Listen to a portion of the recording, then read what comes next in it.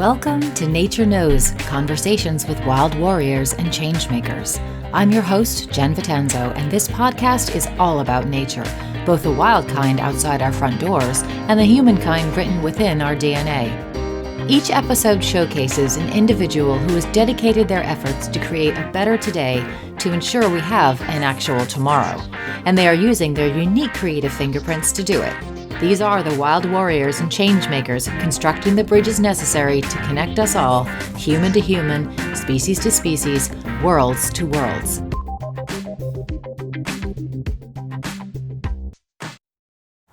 Hi, and welcome to today's podcast. Our guest today is Kelly Burke, who is a systems engineer for a defense company, who also happens to be an amazing green thumb and a pretty phenomenal tailor, proving the point that you are never just one thing. The conversation ranges from baby bat butts to exploding flour to building your own robot. I hope you get something good out of it. Thanks for tuning in. Kelly Burke, thank you so much for joining us. I really appreciate it. So Kelly, you are an engineer. Yes. Okay, tell us a little bit about your area of engineering. So I'm in systems engineering now, but I kind of got there through a roundabout path. So I graduated with a bachelor's in chemical engineering, and I did process engineering manufacturing support for about 6 years. But that's a whole different animal as far as engineering goes. A lot of manufacturing support, you're on call harder all of the time. So if you're in a small plant like I was for 4 years, I was on call 24/7, 365 days a year for 3 years. Wow. Which is exhausting. So after I'd done that, and I tried quality engineering for a little bit and that wasn't really the spot for me, I didn't think. So through some networking, I got into systems engineering, which is kind of similar to process engineering, but more on the design end rather than on the keeping a manufacturing plant up and running end.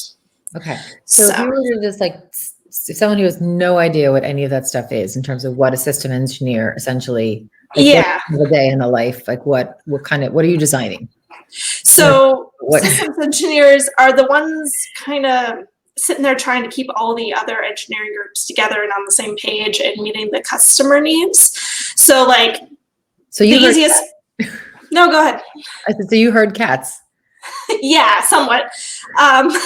Thankfully it's not a ton of it, because you're also, I guess a little bit, but you're just kind of thinking big picture. So if you were to start with designing a house ground up, you've never built a house before, systems engineering is the people coordinating, your plumbing needs to come in and not interfere with your electrical and not interfere with, where your wall supports need to be.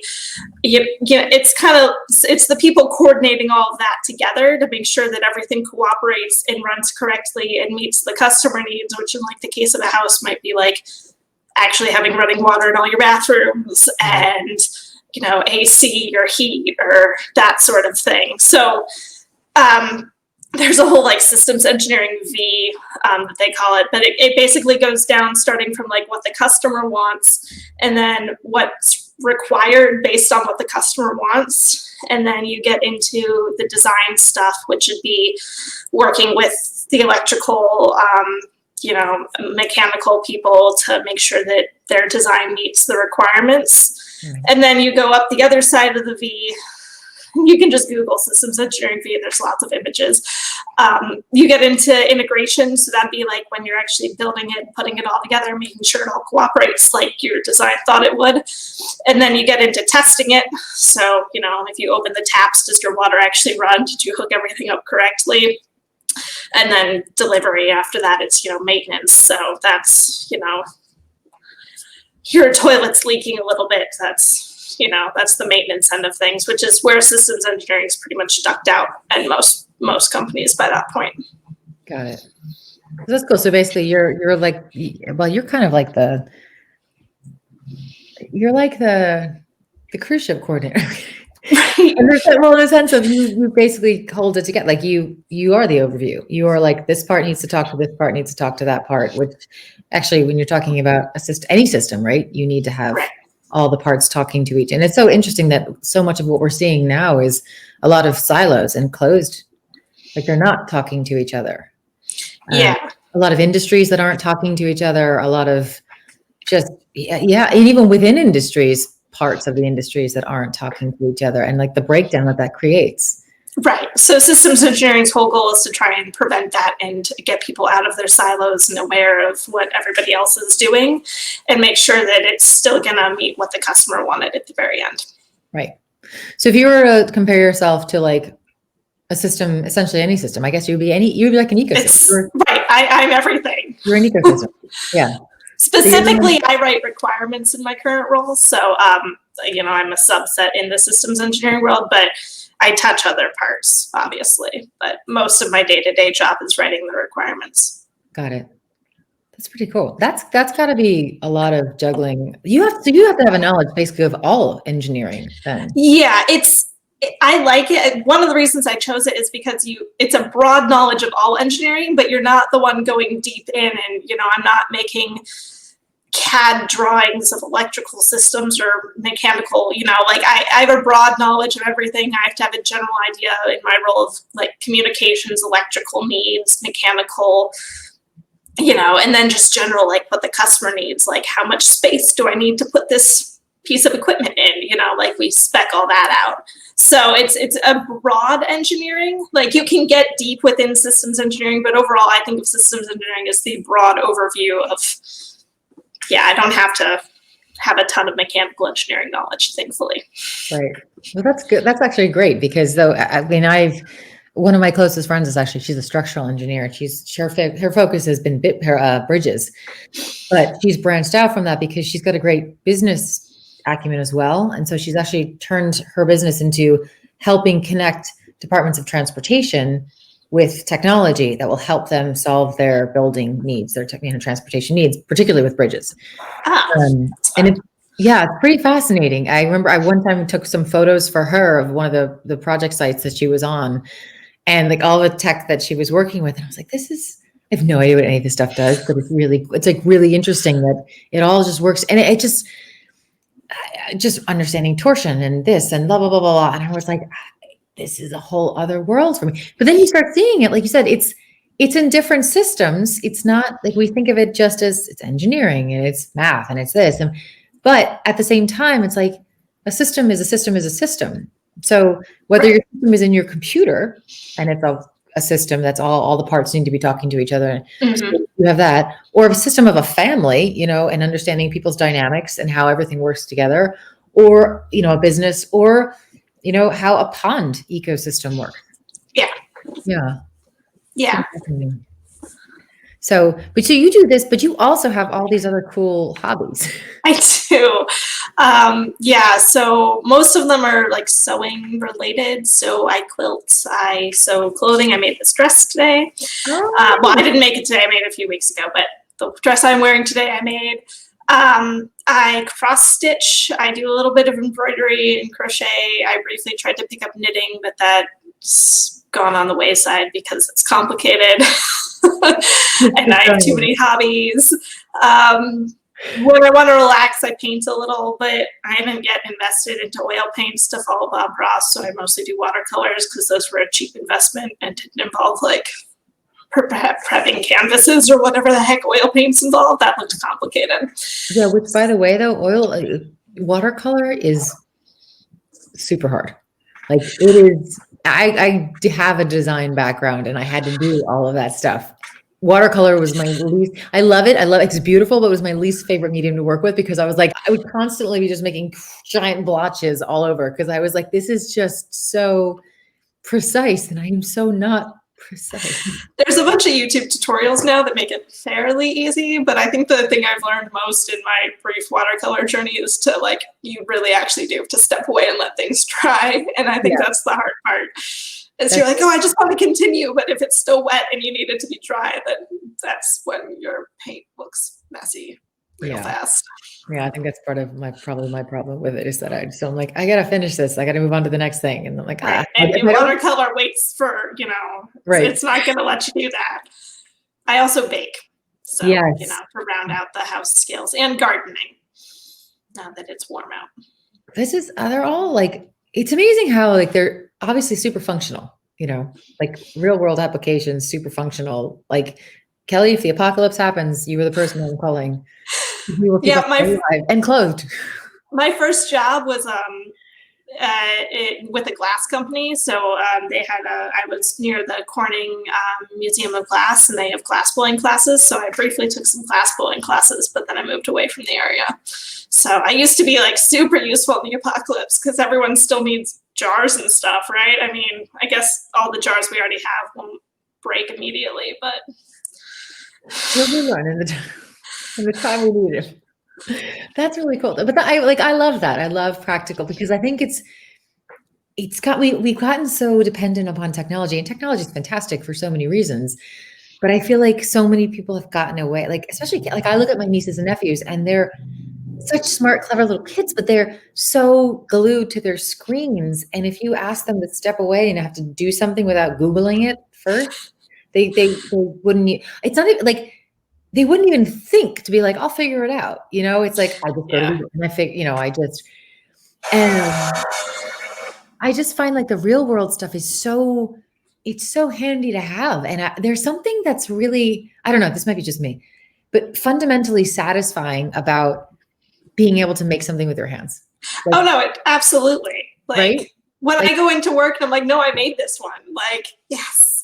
Like, it's just like way more like you have something physical to show off and like view. Whereas like, my other hobby, video gaming, you're like, yeah, I beat the boss this weekend. Like, there's nothing like, it's not as exciting as going into work and being like, yeah, I made this. I know, but there's something also very, like, I don't know if it's that, I have always found that like when I was living in South Africa, working in the field and like hands getting dirty, having to like, we were literally digging up ground to create gardens and building things together. And there was something just, again, so satisfying about the work that you put in and then the reward of your work, like things would grow or things didn't because warthogs would, yeah. But it's just, and I always wonder how much we're actually sort of punishing kids growing up for not having as much of that. Like in certain areas, absolutely, it's always going to be a way of life. But I feel like we've created so much of a society that keeps pulling away from having kids literally get their hands dirty, Yeah. And I think it pulls both ways too, because there's a lot of encouragement of like, oh, great, you learned to program early, you're always going to have a job.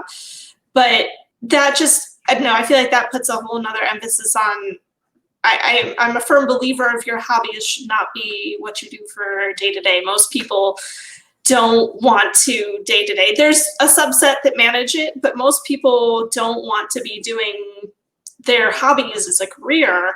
So like if you say, oh great, they've learned to program, but you haven't given them other hobbies, and then their hobbies are like their job too, you never get a mental break. No. I like to be able to turn off, I'm on vacation, great, now I'm going to go do things that are completely unrelated to my job, and I'm going to forget about my job for a week. That's actually how it ended up. The reason I ended up leaving music initially in the first place, the first time around, was essentially because I couldn't escape. It was constant. I was like, woke up in the morning and everything was about music, and went to bed at night every single day of my life, 24/7.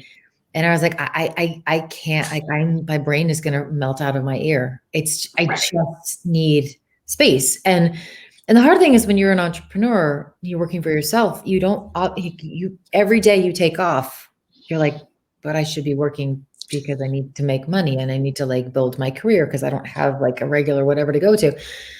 But at the same time, everybody needs that detox. Everybody needs to step aside and get out. And I always worry about like people not being able to actually interact with people in one-on-one circumstances, and where it's like they don't get to read each other's facial expressions, where they don't actually get to like lean on someone's shoulder or whatever, and how that actually affects, your development, your social skills, your whatever, and your connection to everything. It's like, when we're sort of tapped in, because we're tapped into sort of like the matrix, so to speak.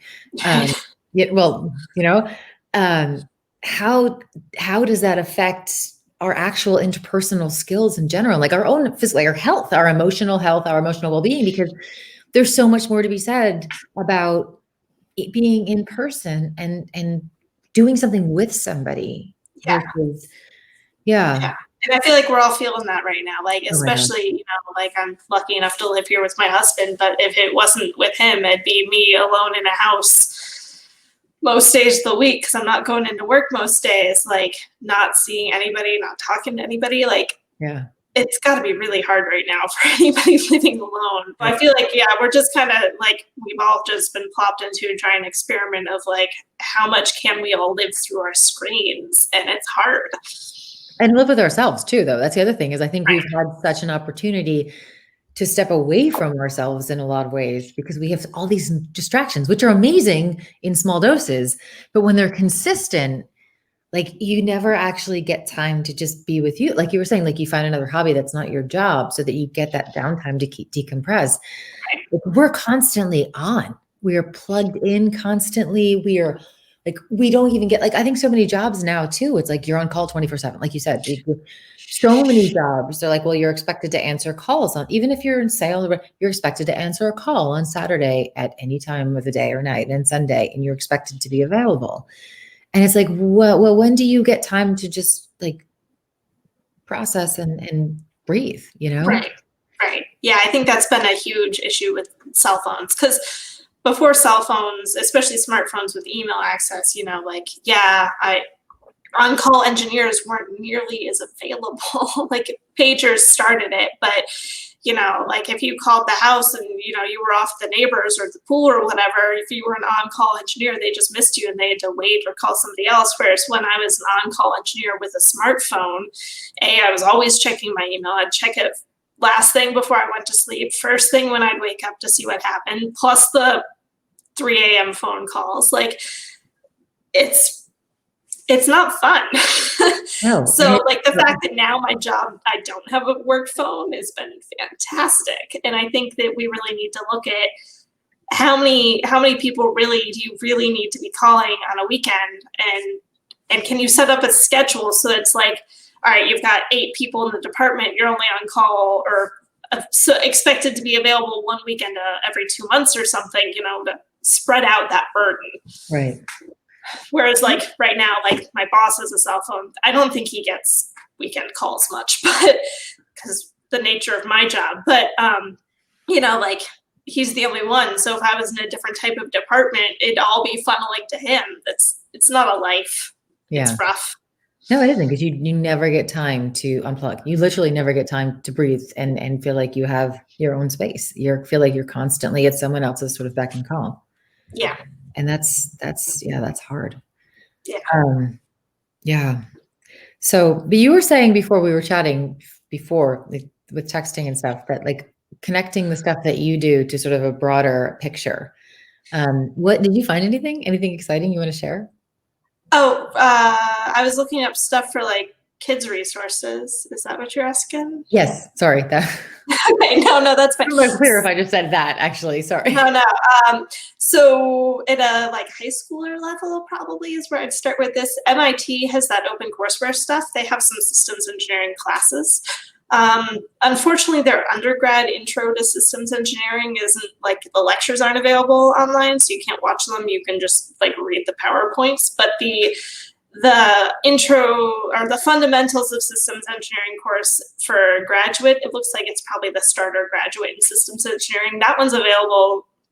I think there's 11 or 10 or 11 of the video lectures of the 12 lectures are online. So if you are like a high school student and you're thinking systems engineering sounds interesting, you can always, even increase the speed, watch those, get an idea for systems engineering.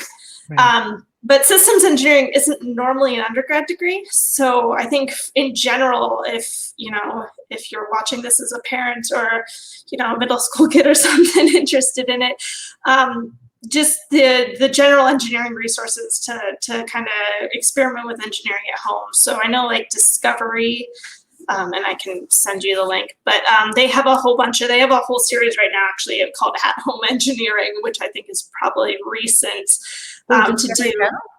The Discovery Channel? No, this is a different Discovery. It's Discover and then just the letter E. So I think it's meant to stand for Discover Engineering. Okay. Um, Got it. but I was reading the thing because I actually didn't know that they existed before this week. They do like classes and stuff theoretically, like people can volunteer to run like at their middle school or whatever, like classes. So they had them separated out by grades. They had like an elementary school set, a middle school set, and a high school set, but they've got different like design challenge type things. So I'll give you the link to that website as well, because it's just like a lot of them look like you could do at home, and they aren't really set up, a lot of them, to be done without an engineer kind of leading you through, but kids are smart now, they can Google. So like when it says, learn about this concept, they can Google around and find out hopefully something about the basics. But at the end of the day, they were design challenges like, can you support textbooks on these like sheets of paper type things? And I'm assuming it was cardboard. I didn't look super closely at that one. But so like there's little things like that are just an intro to engineering, as well as I will say, learning the program in general is fairly useful in most engineering disciplines at this point. So, and there's a ton of resources for that. Yeah, there's a whole programming camp, isn't there? There's a bunch of them. Yeah. As well as my nephew has. It's called a Piper computer. Yeah. But he literally, it's a Raspberry Pi, those little like mini computer processor things. Right. He literally built a little tiny computer with the Piper kits. They're not cheap, I will say that. It was a couple $100, I think, but he got that for Christmas one year, and he literally like wired it up, and it gives you very clear instructions, but he was literally plugging in the wires and building and connecting so his mouse would work, so he had buttons that would work, so his keyboard would work. Oh my gosh. So, and then within that, there's programming, and then they have a whole special, like they worked with Minecraft, they have a whole special Minecraft thing for learning. Okay. For that Piper computer. Yeah. Oh my gosh, that is wild. Yeah, I think there's like I'll see if I can find it on here. Kids That Code or something like that. Yeah. Yeah. And then at like the high school level, there's also First Robotics, which is just like club teams, like high school club teams, right, where you're building robots. So, we all wanted to do that. So or maybe that was my group of friends. No, actually, I was fascinated by that stuff too. And I'm like the most useless person when it comes to any sort of mathematical. I mean, I was fascinated by math. I like one of the few people that I think that loved calculus and I loved physics. Like I love the combination of like math and real world physics stuff.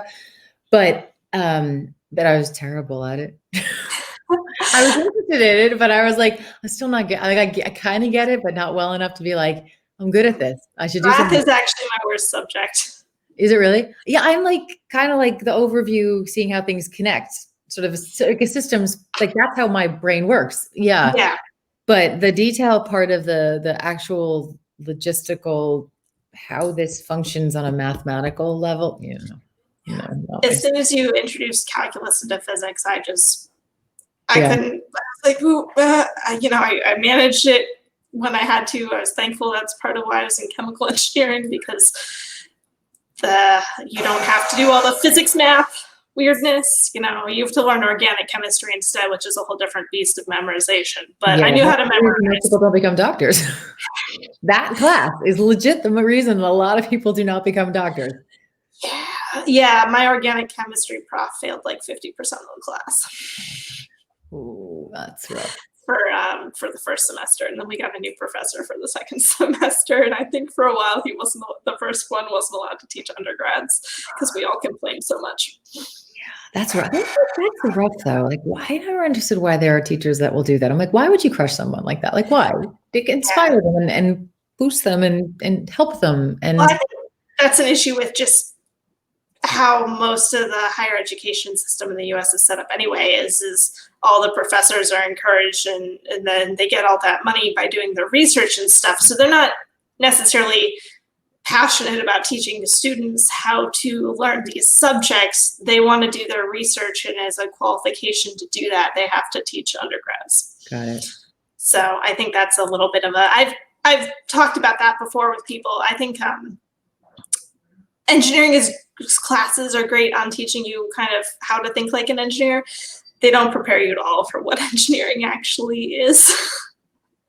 Like they're much more setting you up in case you want to go get your master's, your PhD or whatever, and then go into engineering.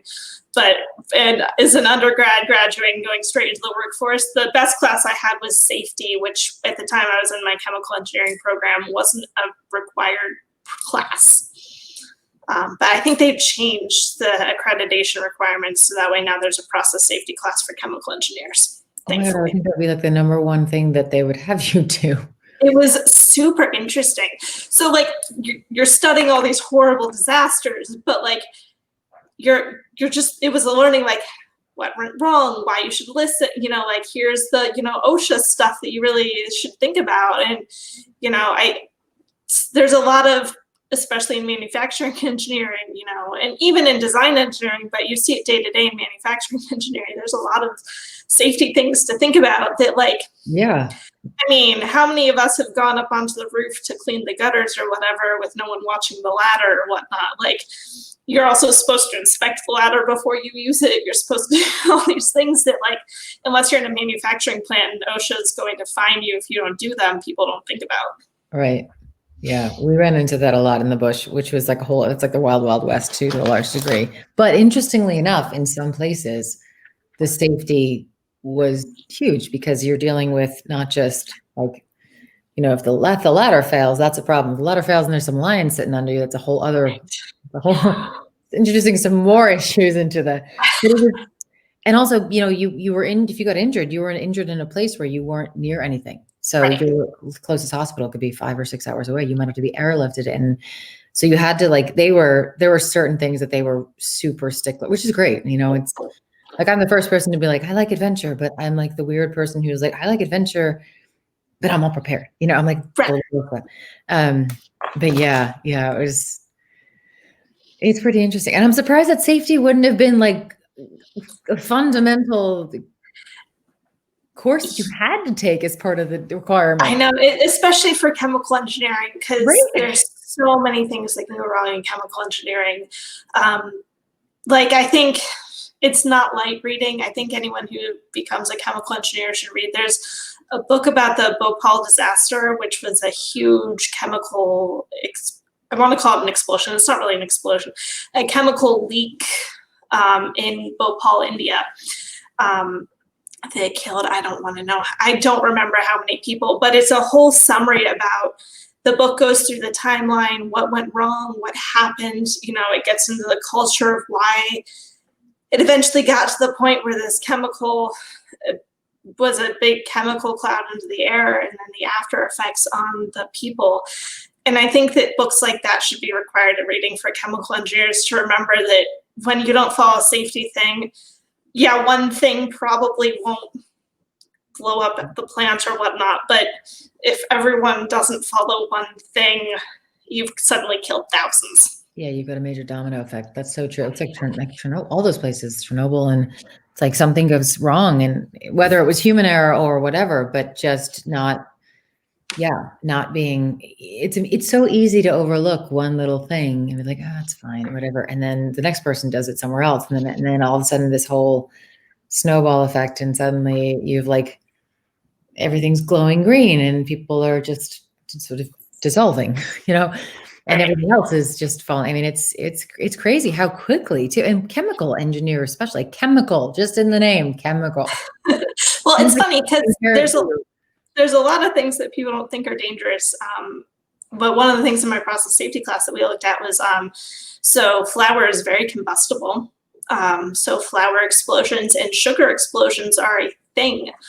Sugar, I knew that. Flour, I've never heard of. Flour. So it's the same concept as sugar. Basically, you get all the dust in the air, and dust in the air is very explosive for a lot of dusts. So in flour and sugar processing plants, if you don't have a good vacuum system or whatnot, you have all that flour in the air.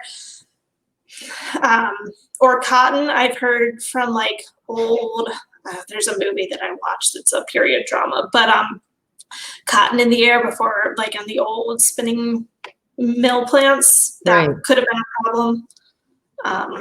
All these things you don't really think of as explosive hazards are. Like sugar and flour, like really? Right, like household things, but if you dusted a bag of flour around your kitchen because, you drop it and it goes everywhere and then you light a match, you're going to have a problem.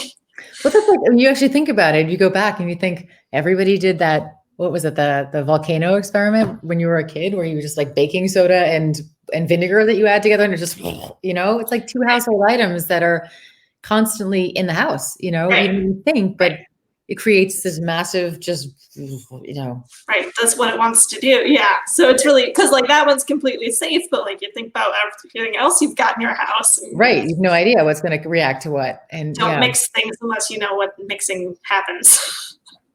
Yeah. That's a good call. My gosh, I can't even, like, number of times I'm kind of glad I didn't know this then. I would have panicked, but we had a run in with a troop of baboons that came through the kitchen one time, and they got into all of the flour, and they were like, whoa! It was just like snowing. It was just flour everywhere. They were like, this is they've got the flour and they got the pasta, and they were like, party. I mean, I've heard that they like to do that to people. What? I've heard that they like to go in and just like destroy and get into things like that. They're small humans. They're so curious and they're smart. And so, like, rule of thumb is you just don't leave anything open. You don't leave the doors open. You don't leave the windows open. If the windows are open, they have to have like bars on it small enough that things can't, like, a small get through. Right. Because they'll send in little ones for recon missions. No joke. It's like, watch it. Interesting. And they figure out how to open doors. They're like us. They're just too clever. And so they find this stuff and they're like, well, this is not what we have out there. And I want to like test it. And then it just goes poof. And they're like, oh, it's like, like, oh my gosh, this is so cool. So they're just like, and the flour is going everywhere. And there's who hasn't seen an image of a toddler and like a pile of flour, Yeah. It's exactly the same. They're just like, this is amazing. This is something to play with. And then then it gets wet, and then they can do all kinds of weird things with the wind. It's like watching a kid learn how something works, for the first time. They're like, oh, I didn't know it did that, or I didn't know that's what that was, or, oh, I was in a bag and now that it's not in the bag. Now it's like, ooh, and things just, right. You've experimented and you're curious. And so, yeah, who knew that they could have caused explosions. Yeah. And it does take a lot in the air. So it's weird. Like, there's this concept. There has to be enough particles in the air that they're basically close enough to catch each other on fire, right, and explode, but not so many that like there's no oxygen, basically, I think is the concept. Because fire's got that little fire pyramid, right? Fuel, oxygen, I'm blanking on the last one, energy maybe, but that's part of fuel. I'd have to look it up. It's been a while since I've been in that industry.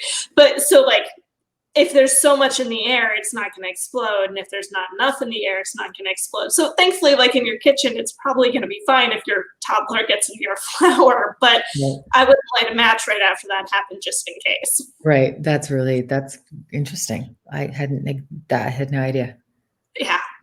Yeah. Crazy.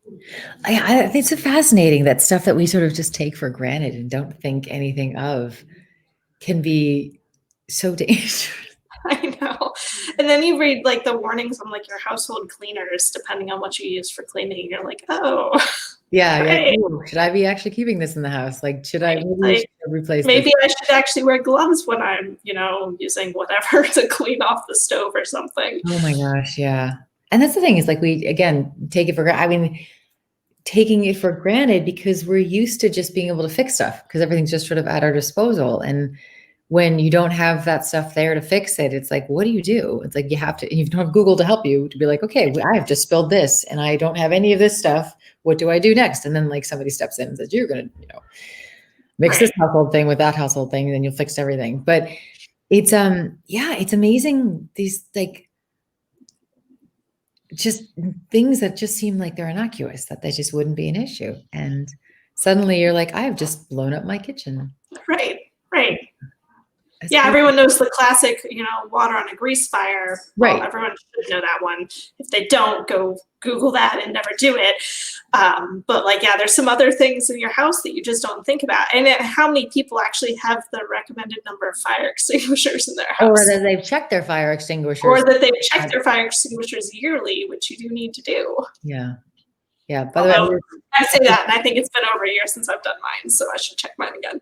yeah, that was one of the things we definitely had to do, and that was a requirement in order to have the reserves functioning. Is your fire extinguishers had to be checked every year. Like they had an inspector that would come in and make sure. It was like, it's so interesting that that's the thing that you guys are, but also it's like, it's a fire, you know, if you have I mean, we have naturally occurring fires, wildfires do naturally occur, but Right. you know, you still need to be able to deal with them. So, and then, you know, we had things like controlled burns to sort of try to minimize when things were like, if we got a drought and there was just way too much brush to try to control it so that it didn't go crazy, but you need to be able to put it out. So if you can't do that, then things can go really bad, really fast. Oh, it's a farming technique too, right? To burn at the end of the season. And then because it's also apparently it's great. It's good for the soil to some degree. But you still yeah. So it's pretty cool. Like all these things, like things that I was, like I said, I had engineering and any of the chemistry was not my, I was interested, but again, not my forte, like math. I was a biology person, but I wanted to be a biologist for years, marine biology, but I decided I wanted to get paid. Yeah, good point. Part of the reason why I also didn't go into it. I feel like that's instead, because that's really. You're like, oh, I could go study animals, and you're like, oh, I'm dependent on grants for all of my funding, and that's how I get paid. Yeah, it's a cool life. It is not the most lucrative in a lot of ways. Yeah. I always say that about conservation. I'm like, yeah, it's not very different going from music to conservation. You don't make any money. Right. You might occasionally, you might get like a good, you know, just get lucky and somehow, but for the most part, like you're not going into it to be a, you know, to like for the ducats, you know? Yeah. So, but yeah, I was going to be I wanted to be a marine biologist and I was going to study great white sharks. My parents were not happy about that. For years it was dolphins for me. And then, I had a really good chemistry teacher in high school. So by then it had morphed into chemistry. And then I wanted to go be like a chemist, and my dad's an engineer. And he was like, you know, you don't need a PhD if you get an engineering degree, and you can always go back later for your chemistry if you're really still that interested. And that was I got through undergrad chemical engineering. You went, oh gosh, chemistry is really hard. Yeah. No, I'm done. we're graduating. I'm done. Although now in the fall, I'm going back for my master's in systems engineering. So that's exciting. Yeah, it should be fun. I think it'll help me be more well-rounded since I am relatively new to systems engineering. So I gotta think it's also fun to go back, like to be introduced to something and then to go back into it now that you have some experience under your belt, like the way you see it when you first start out and you're like, oh my gosh, that is just overwhelming. Yeah. And like, I can't even imagine getting involved in that. Like I wouldn't even know the first place to start. It's like when you start anything new, it's like, I don't know what I'm doing and I'm just failing miserably. Right. But then when you have some background to go into it and be like, now this stuff makes sense.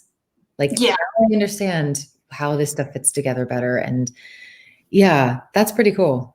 Yeah, I will say, having helped mentor some new hires in my current role, the engineers with a master's are almost as useless, who just went undergrad to master's, are almost as useless as the engineers who just had their undergrad degree, because without that real world experience, like there's so many things to learn in an office engineering job. Like, honestly, Outlook skills. Just Microsoft Outlook is like this thing that like you don't schedule meetings in meeting rooms until you're in an office job, and so there's all those little skills, and just also the skills of how to find the right people in your work environment to go talk to and get your job done. Like those are all skills that you're never going to really learn in a classroom. Yeah.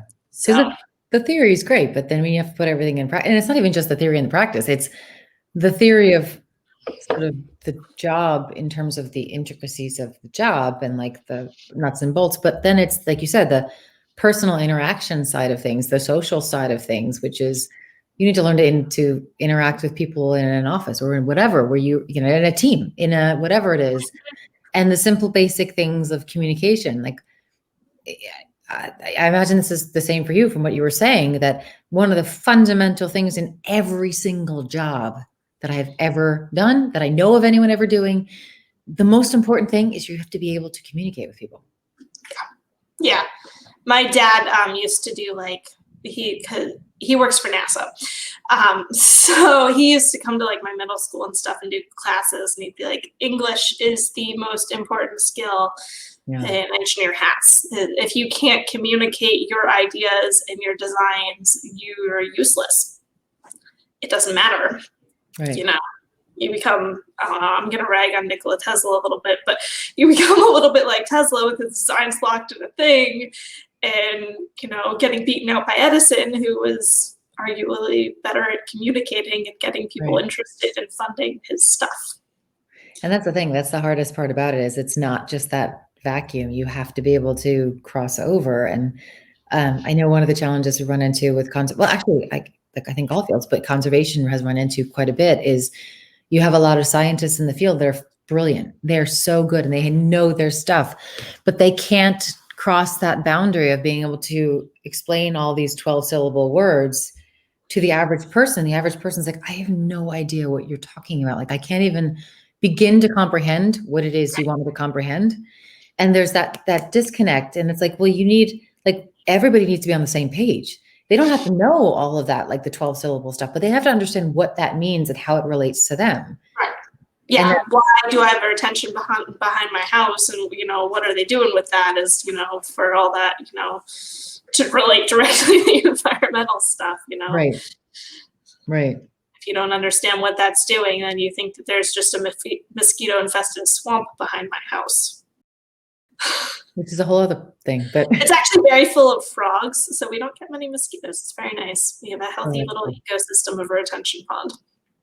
Yeah, I used to love that we had bats in our roof. That, I mean, most people don't like bats, but I'm like, I love them. They eat no bugs. We have no bugs. And they're cute. They're little, like, especially the little ones, because you don't think about how, like, there's some big bats, but like the cute little ones that like you see flying around. I think they're adorable. You know, obviously you can't pet them or anything because they carry rabies, but well, we had them, like, the babies would fall through our roof, so we'd like during the certain time of year, we literally would be like scooping up babies, and you couldn't bring them up to the roost at night because they were this particular species, well, these species were nocturnal, and if you brought them up, it would screw up the whole colony. So we would be nursing baby bats for the night. We'd have baby formula and like a little eyedropper, and we would be, let's see if I can find a picture. I'll show it to you. They were so cute. That's adorable. They were ridiculous. And people are like, I hate bats, they're awful. I'm like, you just don't know. They are the cutest, and they have the tiniest little nostrils, but they're adorable, and they're so useful. And I think that's what's so frustrating. Like, I love all of these species that most people don't like. I love hyenas. I love vultures. I love bats. I'm like, they've served such an important purpose, and y'all are not like hating on them because they're not cute. I'm like, come on. But yeah, the baby bats we named them Bruce and Wayne. Oh. Perfect. I don't know what else to name two bats, actually. Right? I feel like that's just where they have to be named. There was a female that we called Angelina, who was also adorable. Wait, I might even have the video of Angelina. Let's see if I can share this with you. Oh my gosh, I have like my whole computer. It's embarrassing. My whole computer is legit like animal pictures. Okay. Nothing wrong with that. I mean, mine's full of my cats, but that's just two cats, and not nearly as interesting as hyenas. So I don't know. Cats are actually pretty. I mean, domestic cats they're honestly just small versions of the wild ones. I promise you. I know. They're so funny. I let my cat out because I thought the chipmunk would run faster, and then I had to rescue a chipmunk from my cat a couple weeks ago. Oh, that's rough. I know. I felt bad. It was my fault because I was like, oh, there's no way the chipmunk's just going to jump off the deck. I didn't think the chipmunk was going to go down the stairs. And my cat was able to catch it on the stairs, so I had to free it. The chipmunk is fine. There's like 8 of them eating the bird seed on my deck. They're just little tiny. I love all the like photo comparisons, like that cat stretch thing, and you see the big cats doing the same thing. Oh my gosh. I worked at a cheetah rehabilitation place, and the cats with the ball and feathers, they did this at boxes. Big cats love boxes. They did like cardboard boxes too. All right, so wait, this is Angelina. You're going to die. She was so cute. Can you see her? She's so tiny. Yeah, I can. She was so little. I loved her. I didn't know when to give her back. Right. I mean, you have to, but like so tiny, that's adorable. I know. And they're little tiny itty bitty. I mean, then the nostrils are like Sized. It's great. so little. I can totally see they're adorable little flying creatures. I don't know why anyone wouldn't like bats. Let's be real. Unless I get like the surprise of them being in their house, like bats out in the wild and mice out in the wild are definitely cuter than mice in my house. But overall, they're adorable. But I also think it's a lot of the, like, we have a habit of not liking things we don't understand. And I think because, I mean, bats, it's crazy. Like you look at, they have wings, you know, they're mammals, but they have wings. And that's just kind of weird. That evolutionary branch took a different turn than the rest of us. Right. They were like, we're going to make our hands wings. Y'all have fun doing what you're going to do. We're going to fly. So have a good time. You know, working where we were working, because we're used to dealing with, like, I had to get rabies shots in general just because I was out dealing with this constantly. I think it would help when you don't have to be as scared of them knowing that they commonly carry rabies. I don't know what percentage bats carry rabies, but I know that bat bites, you need to go get your rabies shot.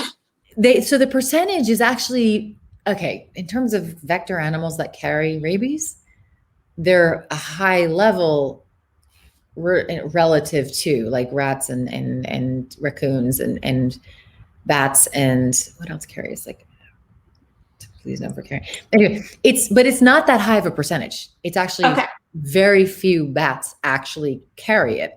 It's just that they are one of the main vector species that does carry it.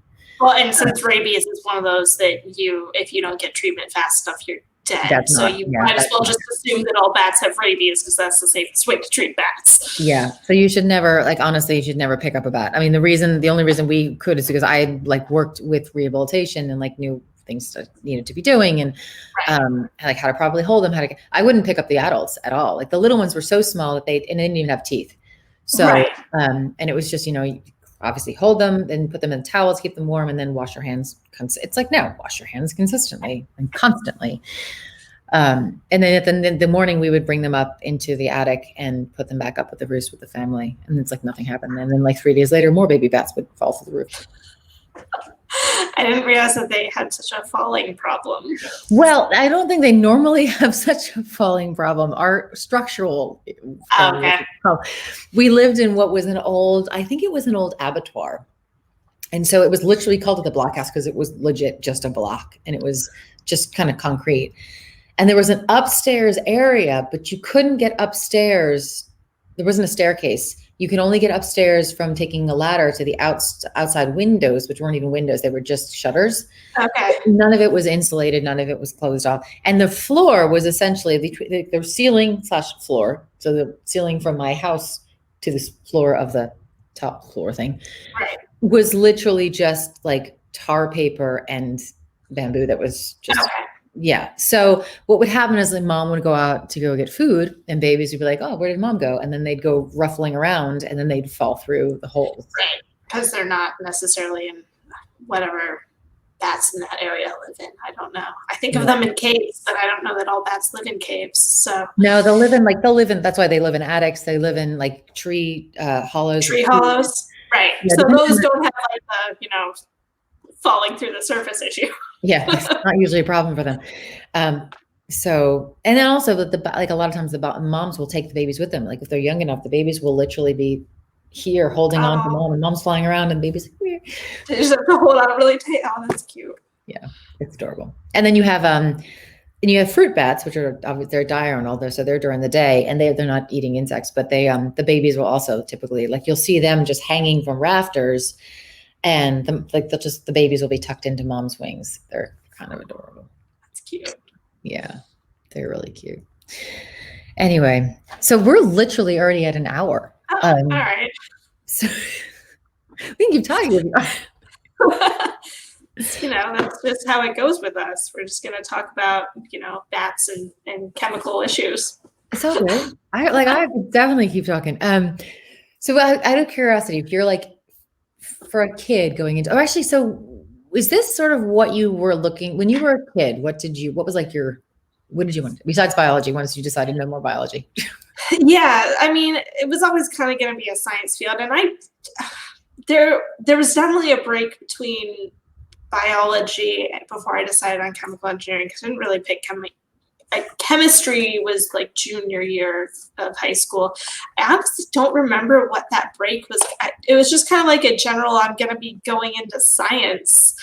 I don't remember anything like specific. I just, kept struggling through math. So I will say, like, if to anyone who's watching this and thinking, I suck at math, like, you aren't that higher level math that you may not be great at is not in all engineering jobs. Right. So, if you're terrible at calculus and you think I can't be an engineer because as long as you can get through your calculus classes, I have not used calculus since. So yeah, I knew it was going to be science. I knew it wasn't going to be math because I was terrible at math. I liked history and stuff. I just didn't. That's not where I wanted to go get a career in. Right. Partially because I don't know, the stability of STEM is always a good selling point as far as careers go. So yeah, it just I liked chemistry in high school, and then Dad was an engineer, and he was like, just go get your engineering degree. It's easier. It's just kind of what I did. And it helps that I was in the Midwest, which has a bunch of good engineering schools. Yeah, often people don't say engineering is easier, just saying, but well done. Well, it's easier than getting your PhD in chemistry. Yeah. I get it. Because, it wasn't easier than like a liberal arts degree or something. I mean, that's got its own challenges if you're not very good at writing. My sister got her liberal arts degree and is a lawyer now. She had her own different challenges, but like, yeah, getting an undergraduate chemical engineering degree was going to be easier than going straight to a PhD chemist degree. Right. Now, I love that you say that though too, because I find that there's this. I always say STEAM. I don't even use STEM because I always feel like art is so.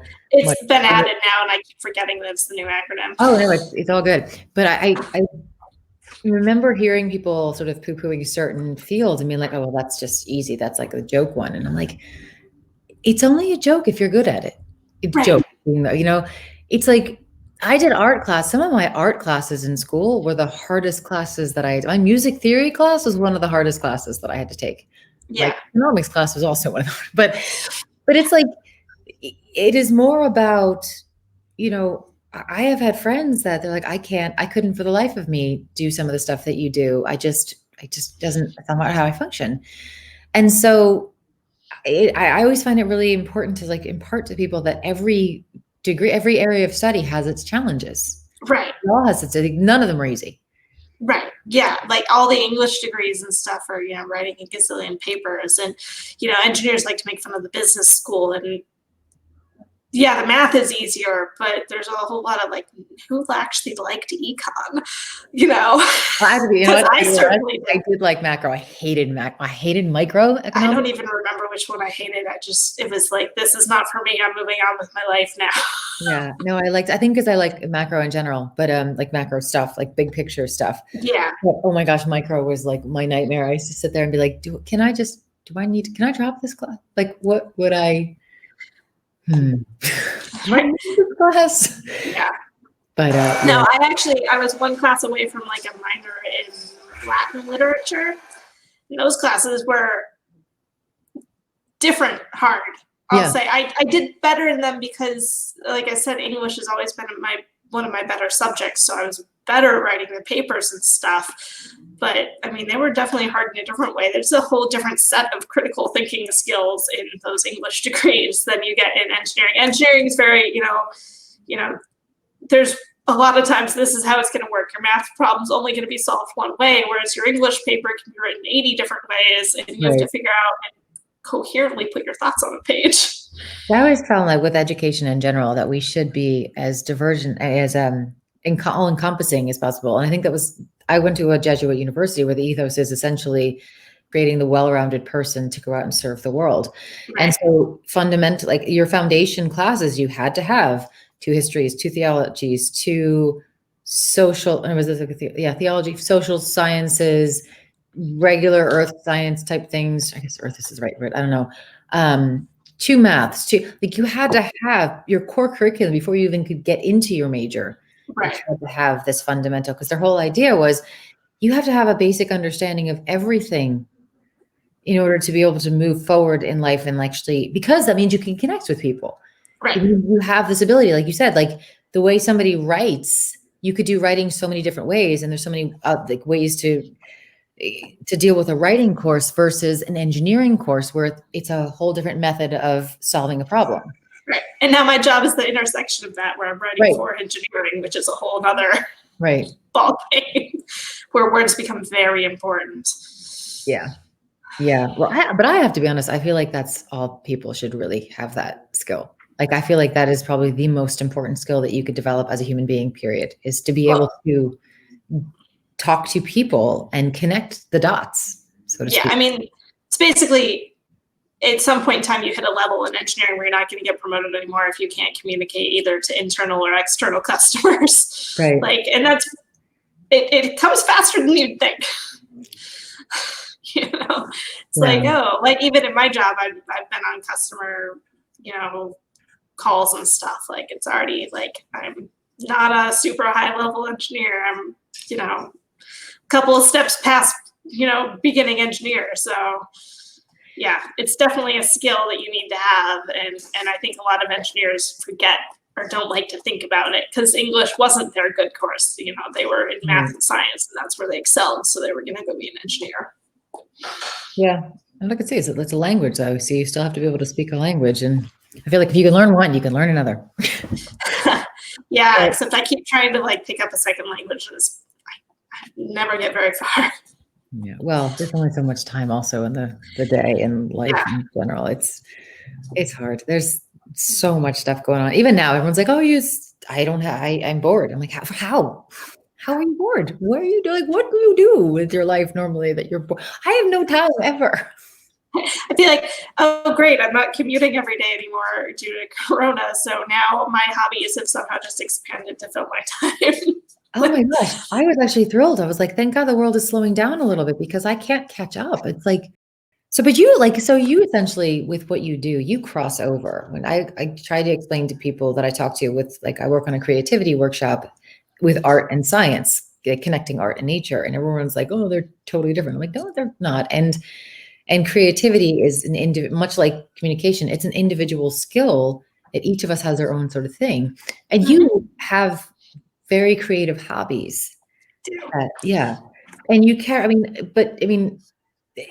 I find it's kind of fascinating when people think that you're either this or you're that, and you're the absolute blend of the two. And so what carries over, do you think, between the two of them? Like, what sort of skills and traits do you think work in both categories? Want to hear the story where my hobbies actually solved a problem in the manufacturing plant? Yes, I do. So there's an ammonia scrubber in the plant I used to work in. It basically, so you don't want to discharge ammonia into the air. That's bad. And the EPA gets very grumpy. So it's just this whole big complicated chemical engineering process that pulls the ammonia into liquid. So you're venting air that doesn't have ammonia in it, and you put the ammonia into something else and neutralized it and discarded it in a different way that the EPA is okay with. So there's filters in there as part of that system. And we had to change the filters, I don't know, every couple of weeks or so. And at some point in time, we got a new shipment in, and all the filters started foaming. Like, they'd foam for days, and they'd clog up the system with this foam.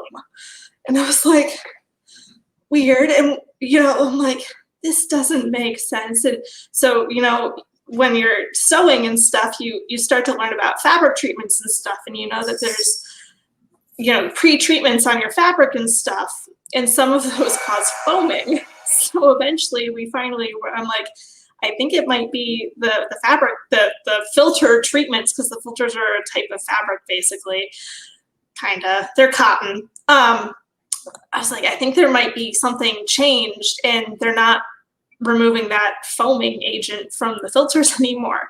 So we called the manufacturer, and they're like, oh yeah, there's two types. We've been shipping you the pre-washed ones that had all that washed off.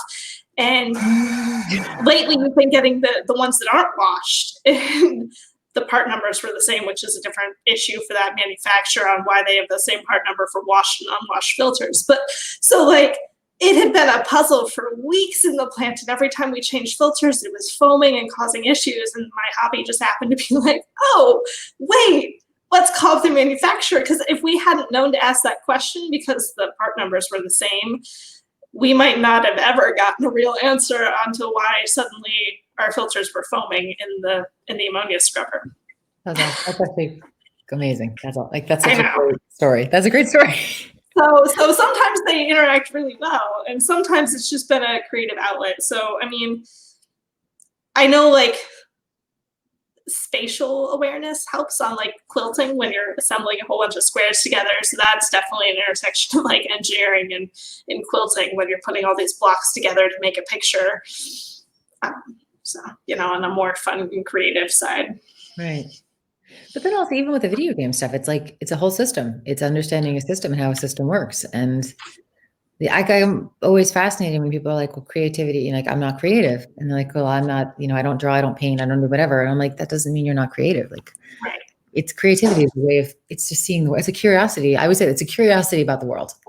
It's wanting to understand the world and how things work and finding ways to address it, you know? Yeah. I mean, even building a robot's creative, you know, Right. You think of that as an engineering activity, but there's a gazillion ways to build a robot that does one thing, and how you solve that is your creativity. Right. Right. You know?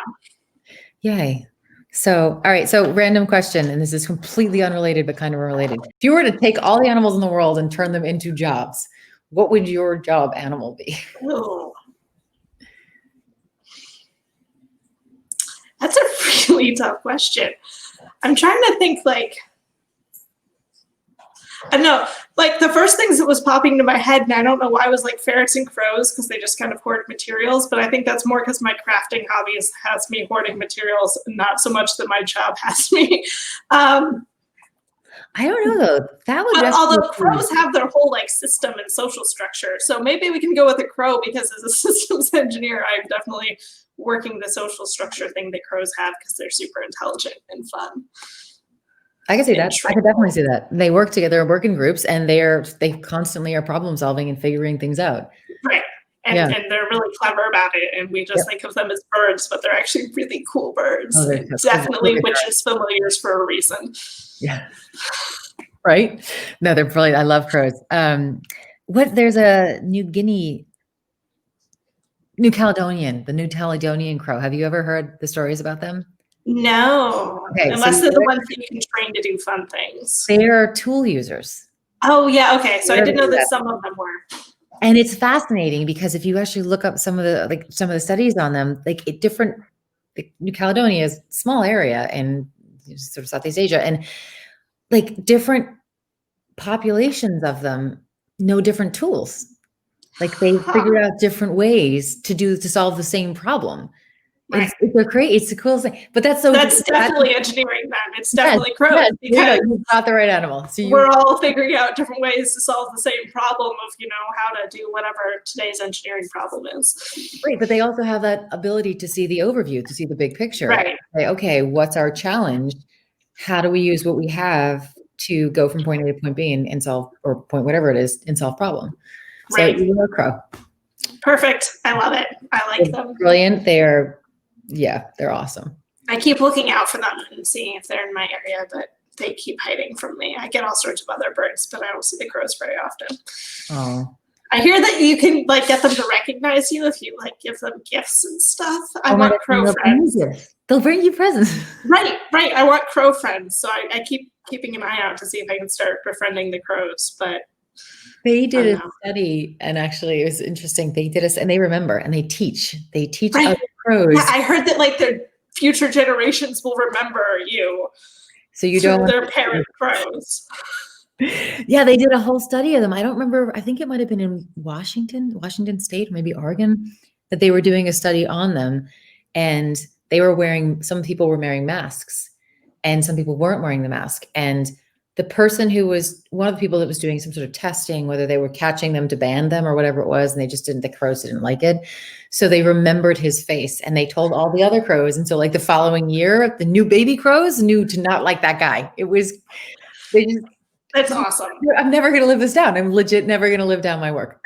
Right, right. And now the crows all hate you and you have to move to a new area because the crows are teaching future generations. Right. To be like that guy. No. No, not cool. Anyway. All right. Thank you so much, Kelly. I appreciate it. This has been so much fun. Yeah, this was a lot of fun. I will have to find the picture so I can email them to you. You Perfect. can enjoy the little baby bat noses and butts. They're adorable. Right. It's probably better than me Googling bat butts later because I don't know where that goes. Yeah, I recommend not doing that. You never know. Right. I'm not sure where that leads, and I'm not sure I want to find out. I don't want to. Awesome. All right. Well, have a wonderful evening. Yep. And I'll send you the links I was talking about for the MIT and the Discovery so you have them. That would be awesome. And the other is robotics is, that would be great. And the first robotics. So yeah, that's normally a school club, but I can send, I think they've got a landing page website and people can always start their school clubs. That's cool. Awesome. All right. Well, all right. Yeah. I will hopefully, one of these, I'll hopefully see you at some point soon. Yeah. I know. We always have a fire pit and you guys have one too. So. We do too. And by the way, the backyard is like a jungle now. You should see all the, yeah. Oh, for the garden? I just exploded. Speaking of explosions, it is amazing. It's like getting taller than me. Nice. Successful garden then. Yeah. So thank you. Cool. All right. Tell David I said hello. Will do. I will talk to you soon. All right. Good night. Thanks so much for tuning in and joining us today. If you want to check out some of the links that Kelly recommends, the MIT graduate course she talked about is called Fundamentals of Systems Engineering. Discover, which is the Resources for Child Engineering Projects, is www.discovere.org. Then there's Piper Computing, where you can literally build a computer, and First Robotics. I'll be sure to include the links in the podcast notes.